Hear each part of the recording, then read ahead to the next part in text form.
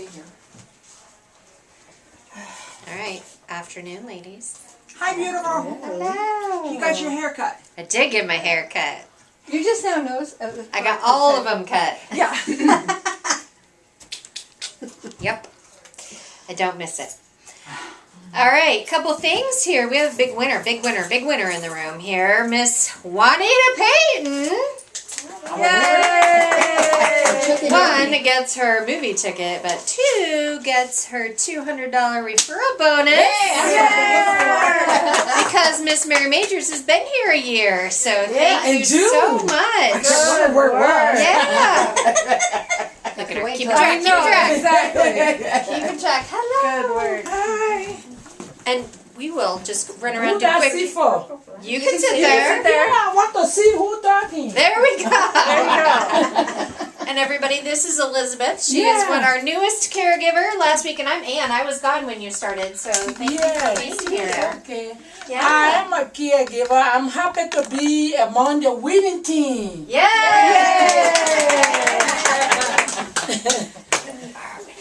All right.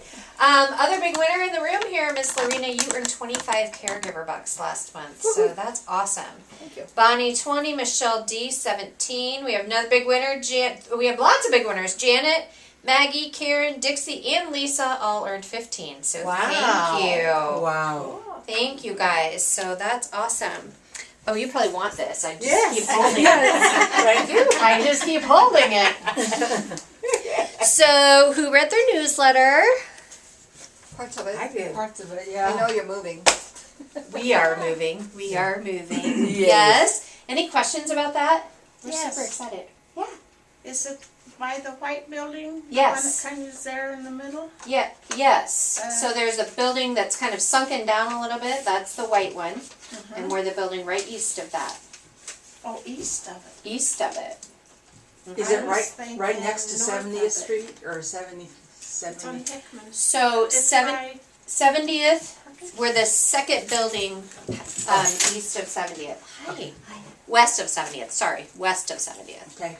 So there's one that's gray and it has like all these cement pillars because it used to be an ATM depository. That building is empty now too, but so if you counted them, there are 15 parking spaces all for us. We're excited. So we actually take possession a week from tomorrow. So if you stop in and you go, "Where's Ann?" She's probably covered in paint at the other office. So I have a couple rooms, and at my house they need. While you're at it. Ouch! I think I might be painted out at that point. I But know. we're super excited. I think we'll definitely have more room for this. We'll go back to having Yes. a regular personal cares lab. I don't know if you Yes. could see the layout very well on there, but you have your own caregiver lounge and all of that good stuff. So we're excited. We're super excited. Caregiver convention is coming up as well. I know that we've been working on getting RSVPs. I put the shirt order in today, so those should be starting to rock and roll. Caregiver convention is August 24th, 8:30 to 2:30, and it will be a really good time. So come on in. I have a question. Yes. How many bags do you need? We don't know yet, but probably I'm thinking I'm not some vendors, but maybe I can get Perfect. some stuff from. Perfect. I would think 100 would be plenty. Maybe 75, something like that. Okay. Okay. Hi. All right. So hopefully you are either already RSVP'd or very seriously considering coming, because it really is just an amazing day, and I'm super excited about our agenda. I think our lineup is great. We're gonna do some Tai Chi. We have an art therapy person that will be coming. We have Phyllis Hegstrom from the home office, which I can't wait for you to hear her story and journey about change in the evolution of home instead. We have a daughter of a client who will be presenting, oh my gosh, now I already yep. Yeah. Ginny's daughter will be presenting on some leadership principles, so we're super, super excited about the schedule. And it will be very interactive, so you'll be moving around, interfacing with other people. And we're taking into consideration the feedback from last year, which was how to switch up tables so we're not always sitting by the same person and doing some of those things. So, yes, ma'am. The walkie office is gonna come again too? Yes. Yes, Oh, so good. it's a neat way to meet Same people place and as socialize. Same place as last year. The invitation should go in the mail hopefully by Friday. There's a map, it's small, but there's a map on the back with kind of some written instructions, but it's the same place we were last year. Yep. So, yep, the Waukee office will be there and we'll be able to interact with them as well. Any questions? Tai Chi. Yes. That's great stuff there. What is it? It's an exercise like yoga, but it's not. It's an Yes. exercise like yoga, but it's in slow motion and it's about like, It you helps with see balance. people kind It of, it does. helps with balance. You'll learn about it. Yeah. That's part of why they're going to be here, is to explain what it is, what it's for, and we'll have a chance to participate in doing It's not like a sweaty kind of exercise. No. It's very. Yeah, it's about your strengthening your core, helping with your balance, stretching a little bit, and just all it. overall Coordination. Yeah. like coordination and calmness. Like she says, pretend when you have something on top of your head, you don't want it to fall off. So if you move this way, it's gonna fall. So she teaches you balancing and how to do certain things, movements to keep your head straight and not tilt. Good, better posture. All the Yeah. good things that are good for our organs and our bodies. All right, All right. I'm done. All right. Thank Okay. you, Anne. I'm gonna stay though. Okay, sounds good. I think I'm trying to You want debate this? where I'm going to put this. Yes, that would be ideal. I promised that we would have a interactive day, and I am going to deliver on that. If you may see that I have some dice here at the computer. And what we're going to do is first off watch a little video that I have from Cy Wakeman to kind of set the tone of the whole thing.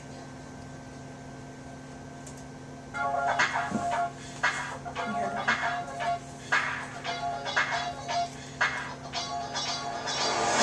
He said basically, at the end of the day, there isn't such thing as feedback that is not true. Okay. Tell me what you meant by that. I sort of understand what So- you mean, but I was curious. So a lot of us, when we get feedback, we work really hard to find out ways it's not true. And if you get mentally flexible and work as hard to find out ways it is true, what you'll start to realize is that any feedback you've been given, if you go deep, you go, I can find that. Doesn't define me, but if I say, Joel, you're a liar, you're like, I'm not a liar. And I go, no, seriously, just sit with it. Can you find it? You're like, yeah, there's times I've lied. Okay, I got it. So you're a murderer. I'm not a murderer. Well, wait a minute. I voted for a governor who instated capital punishment, and we know the statistics of the minorities that are on death row. I'm a murderer. So it's not trying to stretch the truth. What it's trying to do is evolve beyond your ego and get you to a higher level of consciousness where you rejoin the human race. You're like, there's that one thing. So when I was a social worker, I worked with people who had physically abused their kids. And if I stayed separate, and I'm just like, well, I'm not a child abuser. But if I got there and just said, are there times I've treated children roughly out of my own frustration? I can find that. It helps us rejoin the human race so that in a place of neutrality, not judgment, I can then interact and grow from that. But as long as your ego has you believing, I am not a liar, you will go co-create that over, you will not be free. So the way to get free, when I'm talking about woo-woo up there, is that any feedback I can be given, I can find. Why? Because at the end of the day, as humans, we're not separate. We're all Connected. we're all one. For We're all sure. connected. So does that make It sense? does, and what I loved about what you're saying too is that there's a way in which when people say, I'm going to give you some feedback, my experience of the situation we're going to talk about, or my experience of you right now, is true for me. So therefore the I feedback love I'm that. about to give you is true. It's my truth right now. Right, so let's So talk help about me it. find it. Right, and the other person should respond with, tell me about that then, Yeah. and let's unpack it. Because there's, as you know, there's I truth. love that. There's truth in both sides of it, right? So, all right. So someone. This is meeting you, even if your feedback's inaccurate. I just talked about that on this podcast. I can meet you with grace, Yeah. and it's like open heart, open mind. Yeah. Teach me, Right. and even if I can only find out where it's like, I don't always do that, but I can see your experience of Right. that. Yeah, and I think for me, the lesson that I learned from what you said yesterday is when someone says they're going to tell you something that is you think is fundamentally not true about you, open your heart and go, okay, what is your truth about that I need to hear? And we'll figure out where it goes from there. But if you start from, at least if I start love from a place that. of, You know, it's like my favorite quote I was talking about Rumi. Talks about out beyond the field, out beyond the ideas of right doing and wrong doing, there is a field, I'll meet you there. yeah. That's that no ego field. And so if I can be open-hearted and open-minded with you, then we actually have gone to a whole different field in our relationship. Totally, and it's not about agreeing. It's not about getting to a place where we're now both on the same page. It's about how we can, for me, how I can stay truthful to me and how you can stay truthful to you, and we can stay open to each other. Which is the most healthy relationship. Because in marriage counseling, I'm like, you stay true to you, I'll stay true to me, and we can meet with grace, respect, forgiveness, tolerance, the best of us. Yeah. You know, the Greeks, they believed in marriage, the ancient Greeks. Marriage was for us to get married, and my job is to make you the best person you were supposed to become.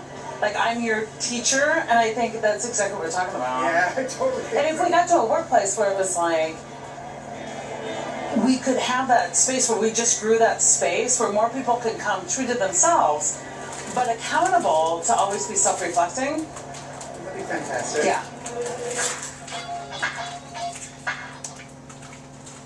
I love Cy Waitman. I do too. Thoughts on that? I've showed that people to some different folks and have gotten different thoughts. How did you guys, what thoughts came to mind as you were watching that? That was good? It's a little intimidating. Is it? Uh-huh. Because she's intense, isn't she? She Well, talks just fast. that whole process of when she's like, "Are you a murderer?" I know. God, no, I'm not. But okay, when you put it in That way. perspective, Yep. Have you ever killed a spider? yeah.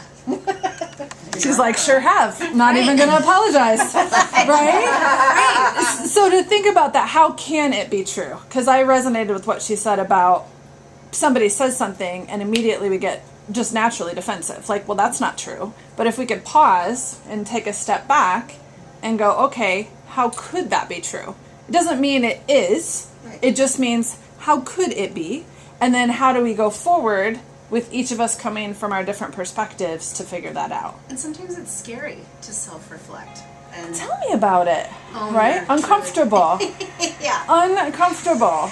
Yes. But to own, and I'm with you on that, sometimes I don't want to do my personal growth work right now. But I also understand that that choice comes with consequences. The consequences of the situation not getting resolved, the consequences of not growing. And I could choose that for a bit for myself, as you can choose it for yourself. But the opposite is also true. At any moment, we can choose to grow, to see it from a different perspective, to challenge ourselves. So with that being said, what I have planned for today, who wants to start with the dice? What do you know? Okay. Okay. So I have a set of scenarios that that are on a sheet of paper. They're 1 through 6, and there's different questions 1 through 6. So it's okay if 2 people get them. Alice, why don't we start with you? Just roll the dice. Roll it out. Just there. roll it. Roll it on the floor. All right. Oh, Maggie, Wow. you're it. All right. Lucky. Number 5. So number 5, first question, is you're working with someone in a facility and you observe something you think is inappropriate from the facility staff. How would you handle that, Maggie? I would go to my immediate supervisor here at home instead. And who is that? And that, I'm not putting you on the spot, I'm just, this is why we're talking about it.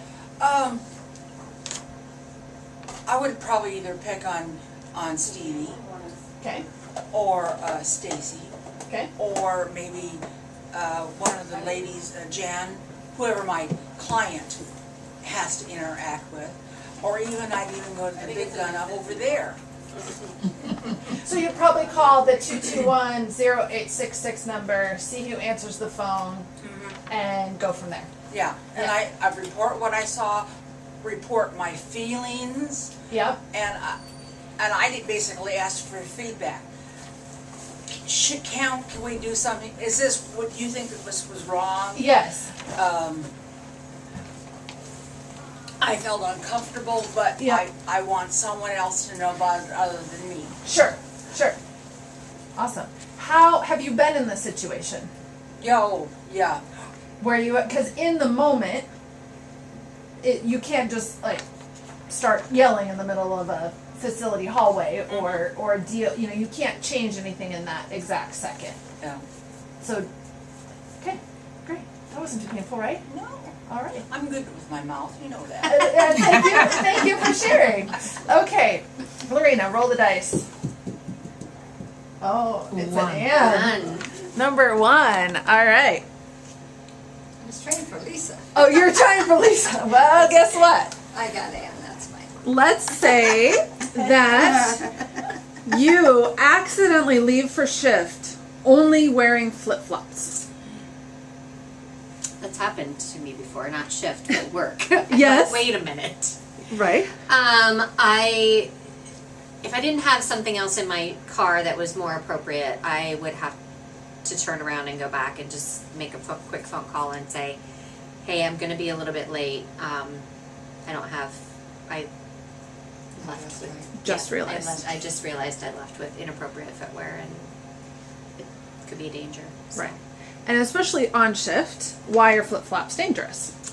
Well, Stevie, flip-flops are dangerous on shift because of a couple reasons. One, your client can step on the back of them, causing both of you to take a tumble. Yep. 2, they don't provide support when you're grounding if you're helping with transfers or what have you, and they're not very supportive for you as an individual doing the transfer assist. And 3, it's against policy. It is. It is. But I would Ask get... them. Andrea can't wear them either. She got busted the other day because she had flip-flops. What's considered flip-flops? Something that flops when you walk. These are, These? Those don't because they flop. Those probably don't flop. Do they flop on your foot? In a perfect world, it would be something that wraps around and stays on your foot. Like there's no chance that they could Yeah, catch these. the back of them. Yeah. I didn't Yeah. know you could wear it open-toed. You can. There's some facilities that won't allow you to. I've never had a rule against open toes, but it's more than somebody having a Heelless. chance to Without a to strap step on the on the heel. back and it separates from your foot. Most of my clients are keep their shoes off in their homes, so that way they don't have that problem. Because that's what they ask us to do, is to come off, so. Right. Which is also something else that's been brought up because we had a mentor one time that recommended flip-flops when giving someone a shower. Meaning don't want to get your socks or your shoes dirty in the shower wet. And yet you want something on your feet so your bare feet aren't touching their floor. And what alternatives do we have? So let's say what has grip that is okay to get wet that is not flip-flops. Like little water shoes. Exactly. That's exactly what I recommend. Or a sandal that attaches that, you know. Maybe not a leather kind. Yeah. Yes, like what you're wearing. Can you show the camera? There you go. There you I go. didn't know you were going to be a foot There you model go, today, a foot didn't you? model. Get it? And yes, I got it. And they don't have to be expensive, but just to think about that from a safety perspective, and it gets exponentially more dangerous the more help someone needs ambulating. But even like Ann was saying, even if somebody's secure, how many times has someone accidentally stepped on the back of your shoe and caused a problem? All right. So now you two who answered the questions, now you get to roll the dice. Oh. Guess that's me. All right, Michelle, what number did you get? Oh, 5 again. 5's a popular number. Okay, what do you do if the spouse of your client wants to ride with you to an appointment? So this spouse is not listed as a client, Okay. but they're like, I want to go too. It's a doctor's appointment. I want to be there. I probably would say to drive separately. Mm-hmm. And if they weren't agreeable, probably call you guys to get it confirmed that it's okay that they can come with us. because they're probably a liability. Correct.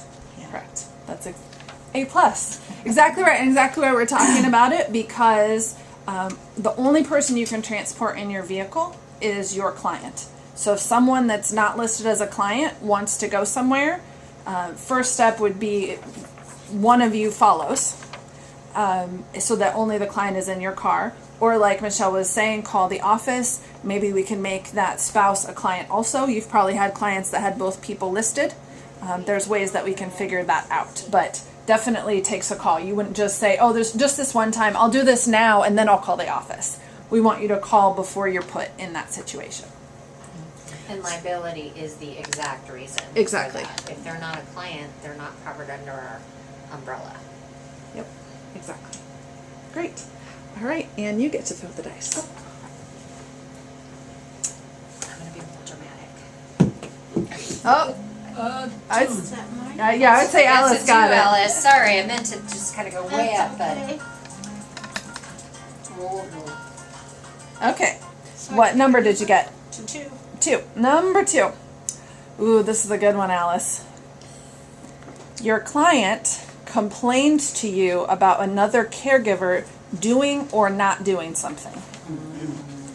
Oh, now it's getting tough. This isn't just policy handbook stuff now, Alice. What would you do?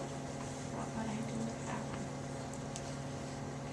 one? Well, I think that I would have to be as nice as I possibly could and explain that they, depending on what the situation was, that they're doing the best they can to do what they are supposed to be doing.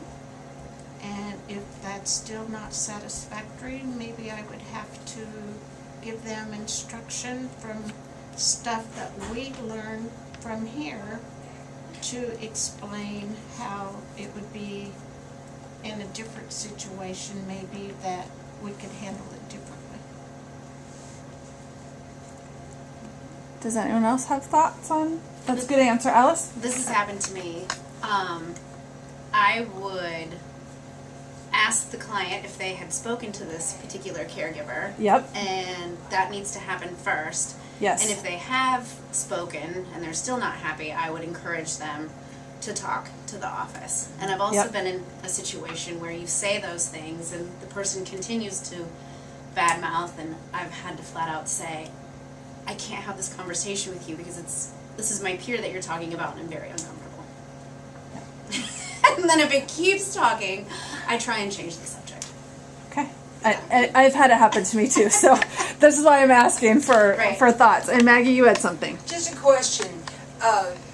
You know, our clientele are pretty, some of them are pretty unlucid. And Sure. they're not really repeating what they've seen. They're just upset about something, or they're making stuff up. Meaning it feels real to them. Yeah. But if you had a videotape of the situation, Yeah. you'd see something different than what Yeah. the client's Yeah. describing. Yes. Yeah. How do you combat that with the client?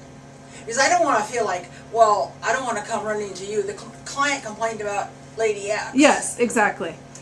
So actually, I'm so glad you brought that up. I usually would tell the client, it's not my business if it continues.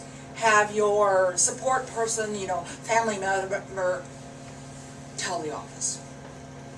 That's how I would handle it. Yeah. Directing them to let's make this call together. Any other thoughts on that? Because I'm pretty sure everybody in some way or another has had this happen. So.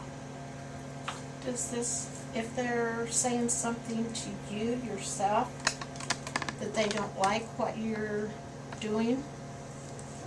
You've had that happen too? Uh-huh. Because she's independent Sure.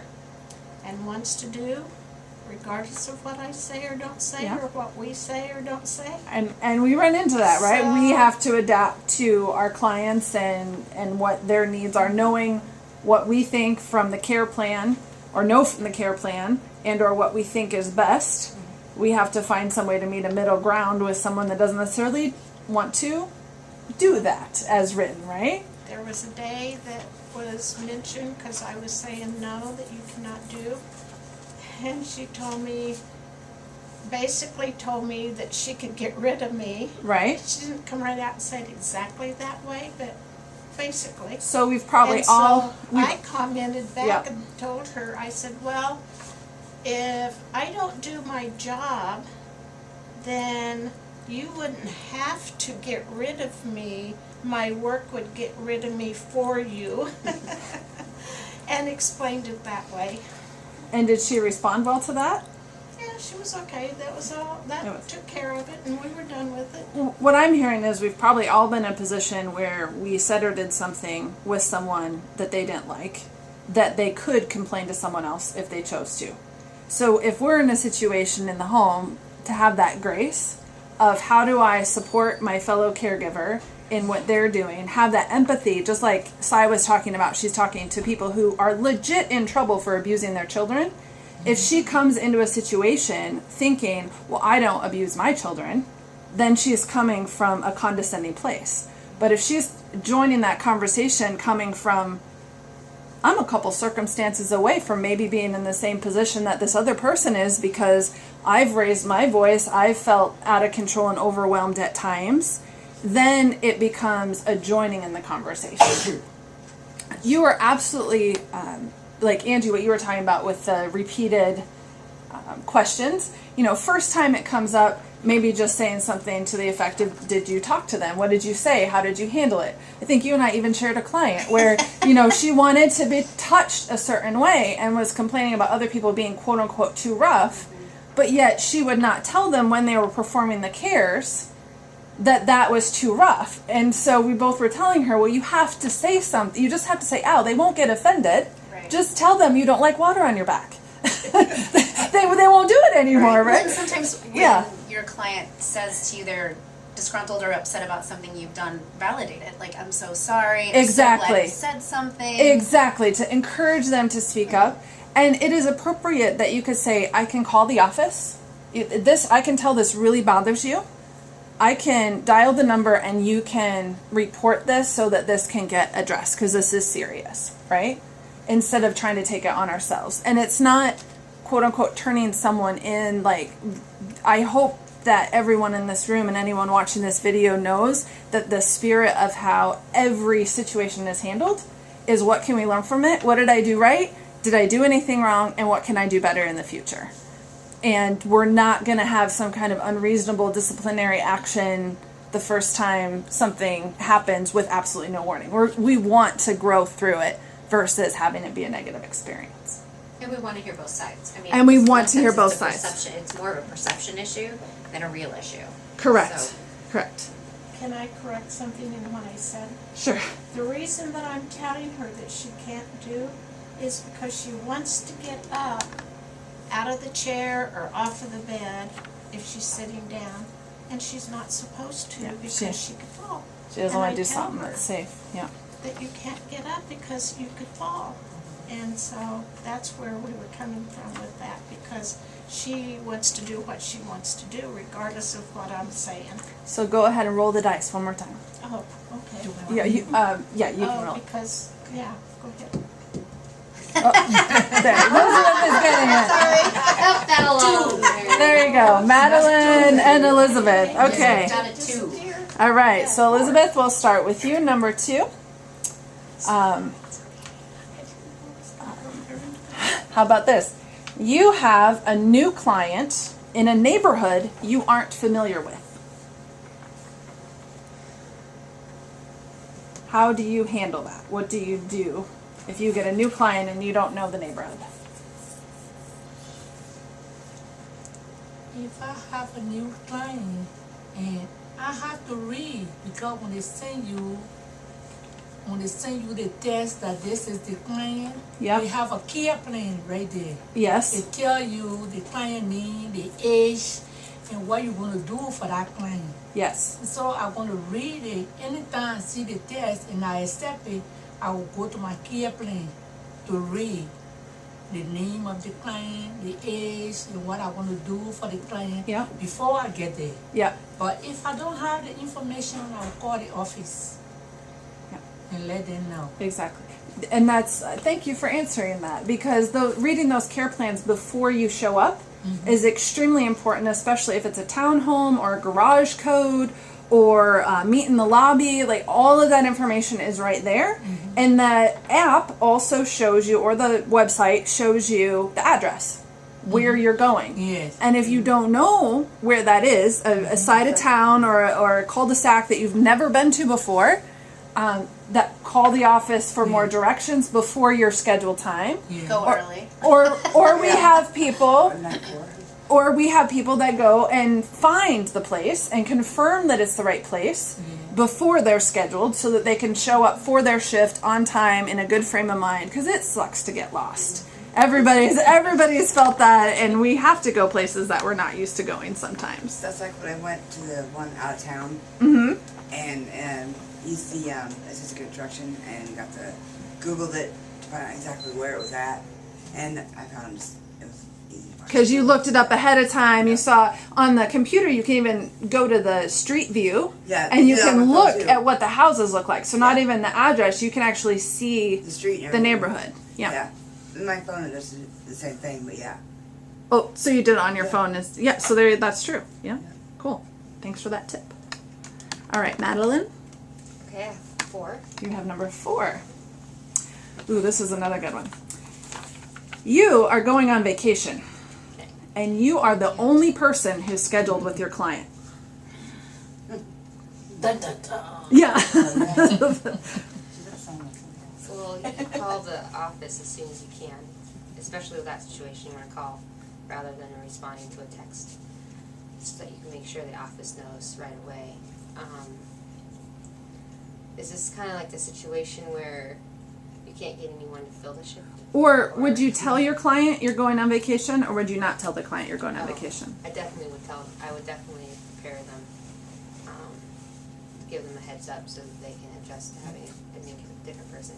I did that with Verla when I was taking care of her in January, because I could sense that having a new person would have made her was a situation that would make her really nervous and anxious. So I especially with Peggy, I gave her an email and told her different more details than I would usually put in the care plan app of different things that the new caregiver would need to know.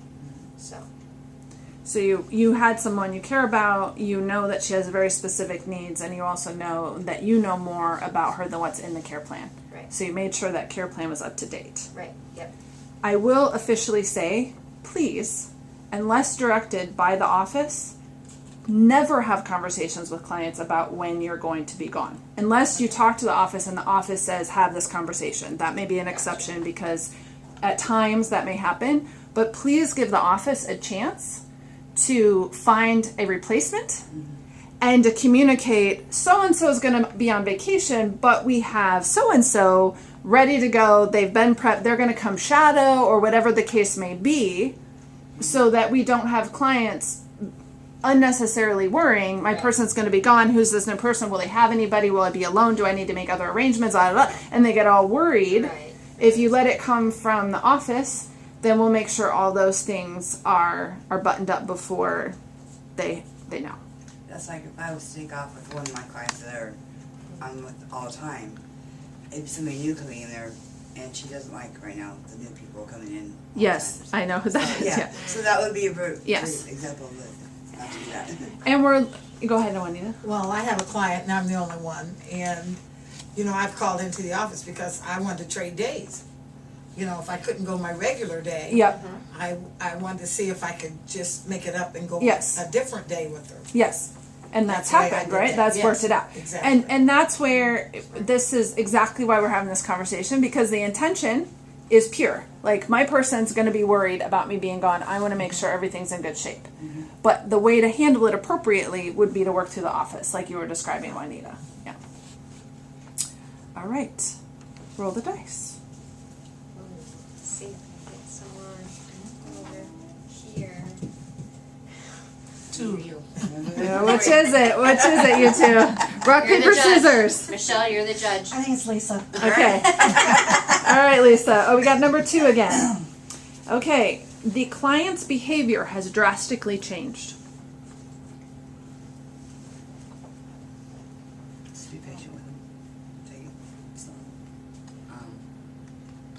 what they want, and if anything else changes, call the office.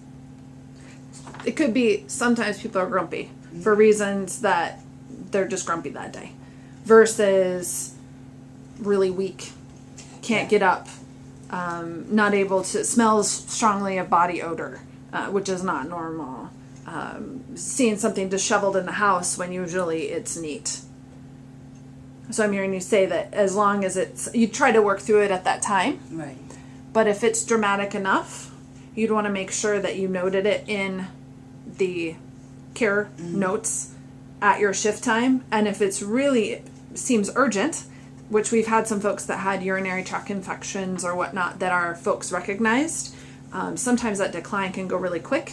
And making a call to the office to say, I think this person needs to potentially get to urgent care or something because I'm seeing these symptoms. We've been able to work with the family to get that person the medical care that they needed to get that situation addressed. So good point on it could be different depending upon what's behind it. Right. Well, the one I sat with on the weekends, overnights, she's really kind of declining. Yeah. And not able to stand by herself very much. Yeah. And I suggested we put shoes on her at night so she doesn't slip. And there's a couple times when she tries to get out of bed. Yeah, because she doesn't put her feet underneath her. She slides. And so I put her shoes on, and they said that she had a problem standing up. And there were times that she just did that on me. Yeah. And I had to holler at Denise and say, hey, can I get some help? Yeah. But yeah, I can see what you're saying about the allergy. Yeah. And you'd want to make sure something like that specifically that the office knows about, because if another caregiver's in there, they need the heads up. Or, I mean, we have had some situations, emergency, we call another caregiver to go and assist, so that we get that taken care of. Yeah, and I did make sure that I charted it in the notebook that we charted in her house. So good deal. That it was a 2-person assist for that day. Yep. I think it's good to check in with family members too. If the person you're caring for is married, living with a husband or wife, or living with an adult child, if they've noticed anything in the last couple of days, or maybe it's just come off the weekend and you're the first person at the beginning of the week, I think it's always good to ask questions too if you're noticing something like right out of the Is this just me? Am I being, were we just having a moment, or is this an indication of something deeper? Yeah. And be gone. Me being gone for 2 weeks out of there, not seeing her. Makes a big difference. Yeah. So that's why I read back from when I was gone, and then I got more detail from the other caregiver too. Yeah. So. Speaking of that, I meant to mention to everyone, now on your app, you can go back and read all the comments, the digital comments that people have left at previous shifts. You can see who's scheduled in the future and who was scheduled in the past, their full names. It's under the client calendar option in your app, and I have printouts on the table out front. If you want to take one, I should have one for everyone. I can print more. But there is an app that now you can read as far back as you want to, all the details. You can see what tasks were completed, all the comments. It's all there for you. Okay, cool. So, That's good. yeah. That was so when your client says, I don't know who's coming next week, you can actually pull it up right there for them. Exactly. Or if you want to, somebody maybe even is talking to you about something and isn't sure if something got done, you can look back and see what was marked. Okay, you want to roll? Where am I going? I don't know. It's Linda. 6. I knew I was going to get it. 6. Eventually had to come to you. Okay. What if you are concerned about a new client you are assigned? You've read the care plan and you have some concerns. I would call the care consultant over that client. Like Peggy or Ask more questions. Jan. Peggy or Jan. And are you thinking you call like their personal cell phones, or do you mean just call the office number and then ask to talk with them and discuss your concerns and make sure that you are clear on what to do? And I have done that before, I guess. What if you're with someone, because you've got a lot of tenure here, what if you are with someone that you're not feeling safe with?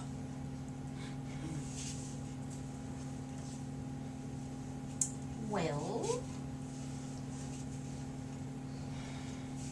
I would put them in safe manner, you know, Yeah. I guess. You'd get them in a safe environment. Yeah.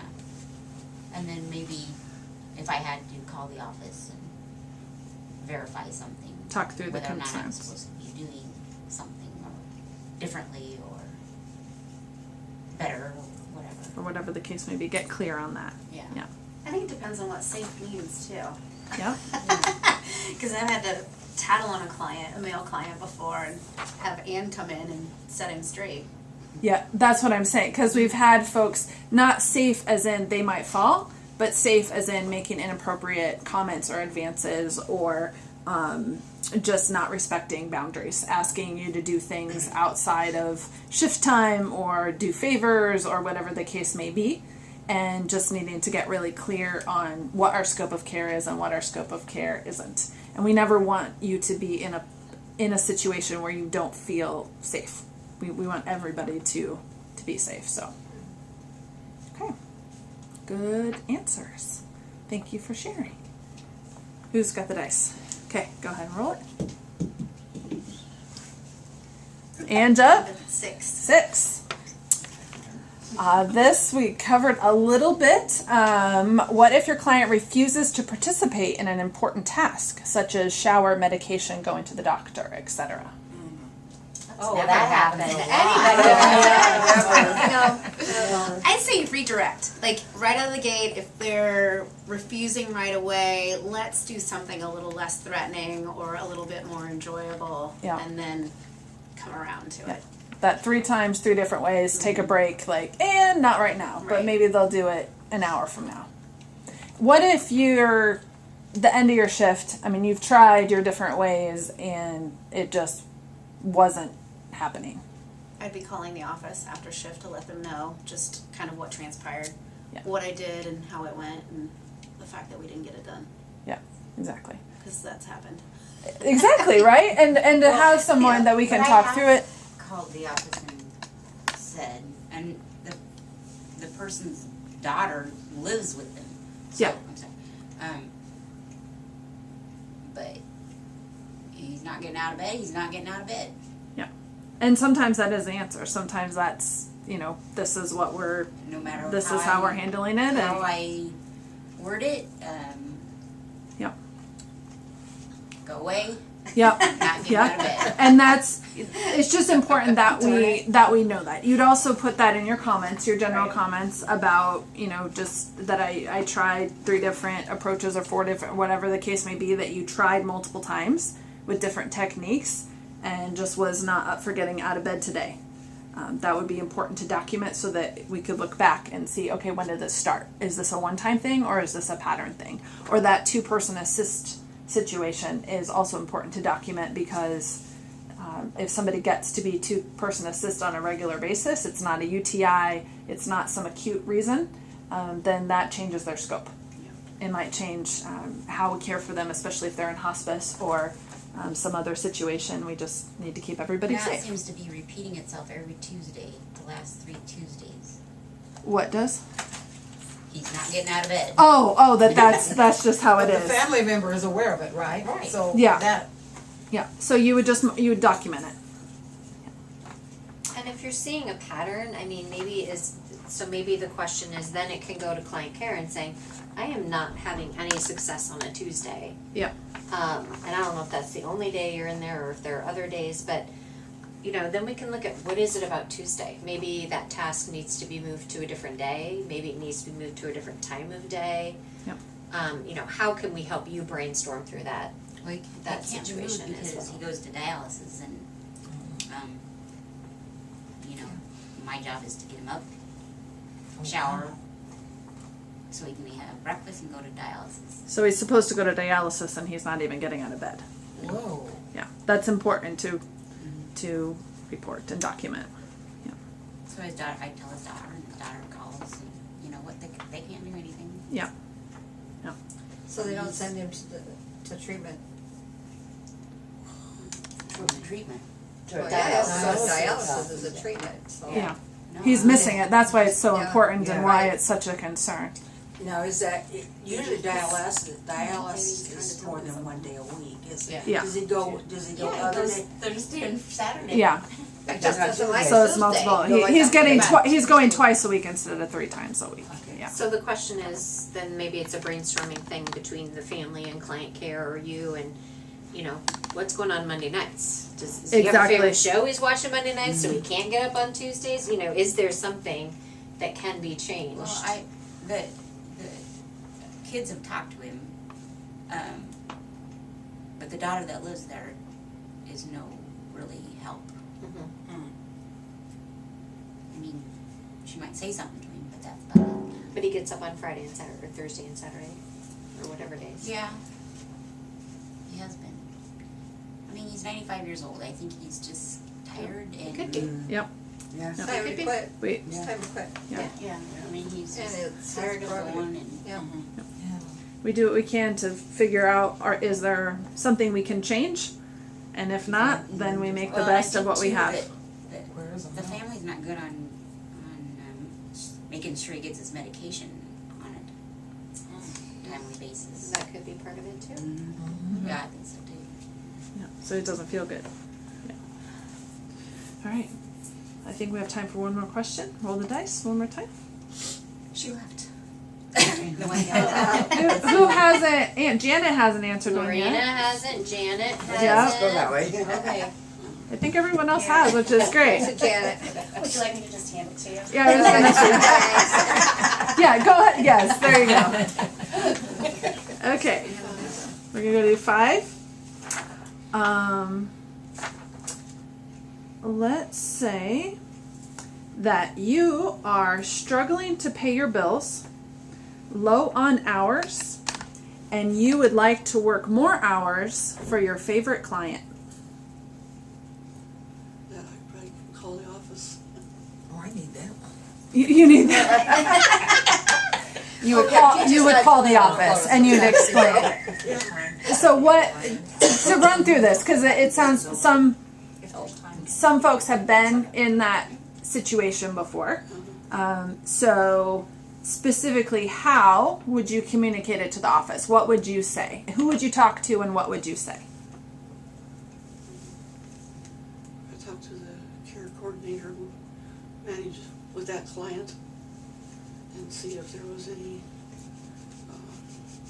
extra hours or extra days that I could do, or possibly take on a new client or whatever. And when you say care coordinator, are you talking about Jan and Peggy, or are you talking about Andrea?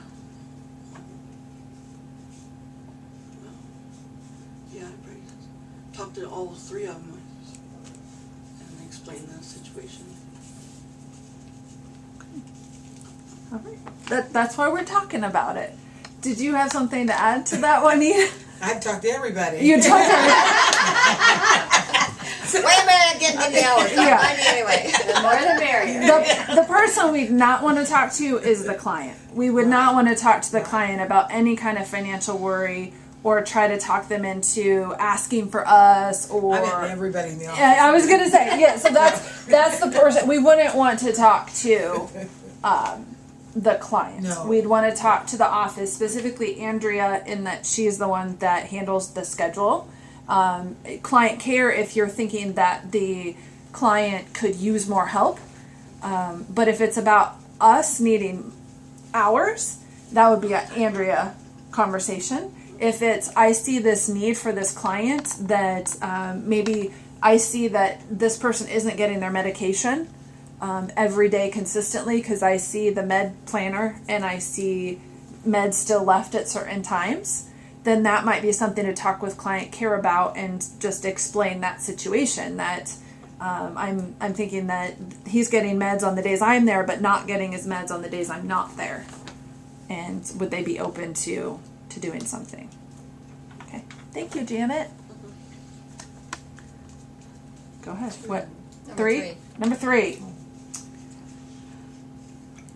The care plan is missing vital information.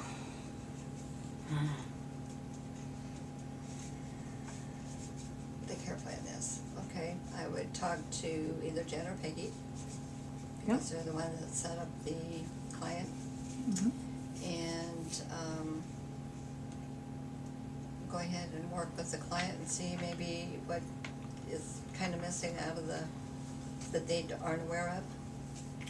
And then talk to them again, so that it can be added to the care plan.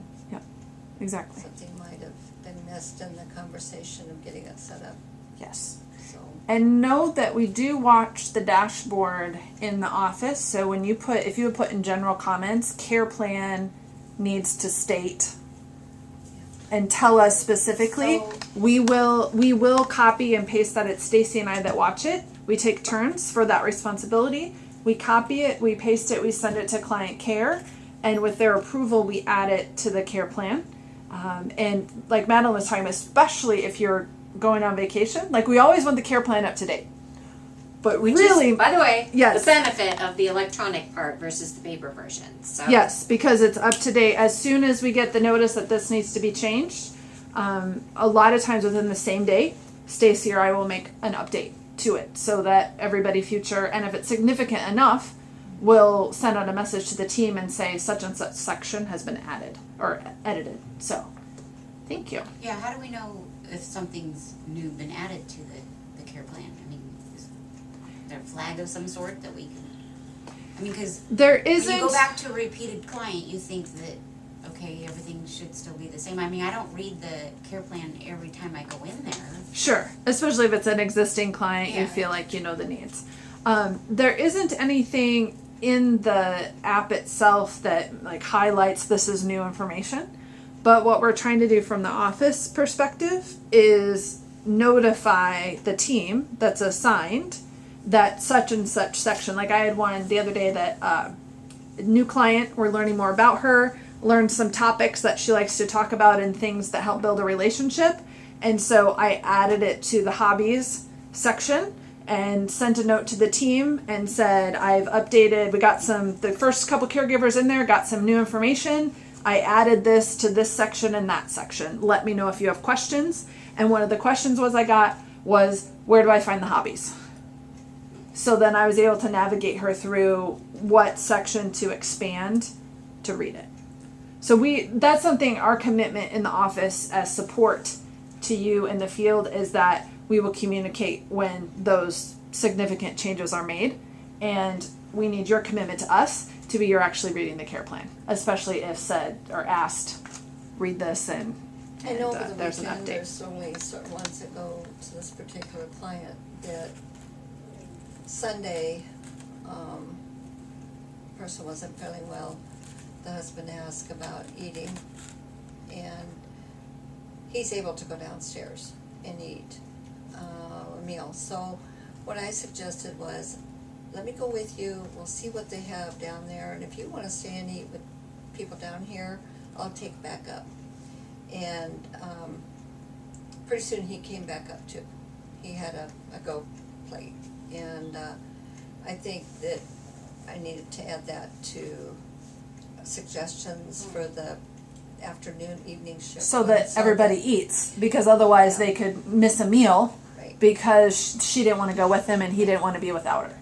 Yeah, exactly. So I found Sunday it worked out very well. I went down and there was only certain things that were there that she would eat. Yeah. So I took that amount of stuff back up and heated it, and she ate pretty well. Good. Yes. So, and he picked what he wanted to eat, and he brought it back upstairs and ate with her at the table, so it worked out nice. That's great. And that's exactly the kind of comment that you can put in those General notes. the general notes for the next caregiver, and to say add to the care plan this I works. think, That he you know- won't want to eat without her. So find ways to have them And eat he's together. always procrastinated about going down at 6 o'clock's the cutoff time to go. Yeah. And I said, well, if we're gonna go, we should go like about now, so we have time to see what they have left.